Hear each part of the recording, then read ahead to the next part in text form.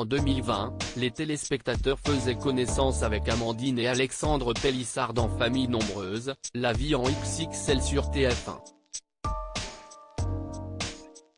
Une émission qui leur a certes apporté la notoriété mais dont ils ont rapidement claqué la porte. La maman de 36 ans avait notamment dénoncé la violence d'un tournage forcé alors qu'elle faisait une fausse couche. Une accusation contre la production qu'elle annonçait vouloir porter devant la justice. Après avoir pris leur retraite télévisuelle, les Pélissard ne se sont pas reposés sur leur laurier. Le couple s'adonne désormais à une activité très lucrative et peu orthodoxe, la production de contenus audiovisuels pour des plateformes adultes et payantes. Une nouvelle vie professionnelle très pimentée qui lui attire aussi de très vives critiques de la part des internautes. On pourrait croire les finances d'Amandine Pélissard en bonne santé. Un article publié dans Le Parisien révèle pourtant que la maman de famille, très nombreuse, a pourtant dû mettre un terme à ses placements de produits l'hiver dernier. Fin 2020, je gagnais entre 10 000 et 20 000 euros par mois. À la fin, c'était plutôt 5 000 euros.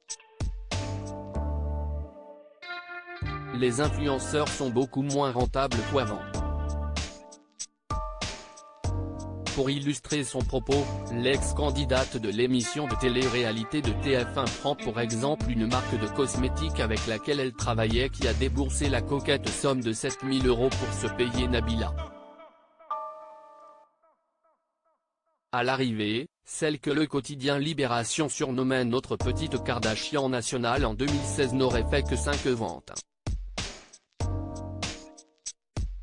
Du souci, Amandine Pélissard devrait aussi faire face aux critiques virulentes d'une de ses consoeurs.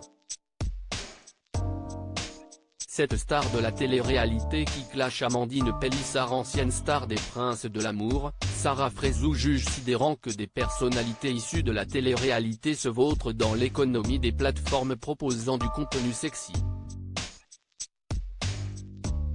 Invitée sur le plateau de Jordan de Luxe ce mercredi 19 avril, la jeune femme a réservé un petit tacle à sa consoeur Amandine Pélissard, reconvertie dans le X.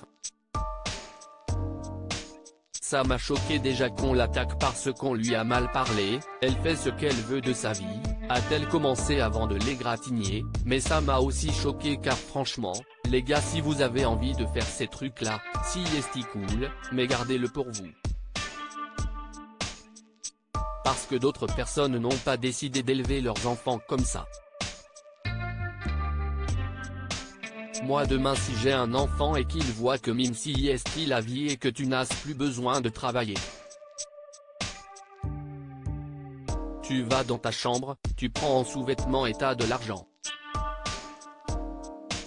Excusez-moi, si est de la prostitution cachée. Un clash qui risque de faire rougir de colère la famille Pélissard.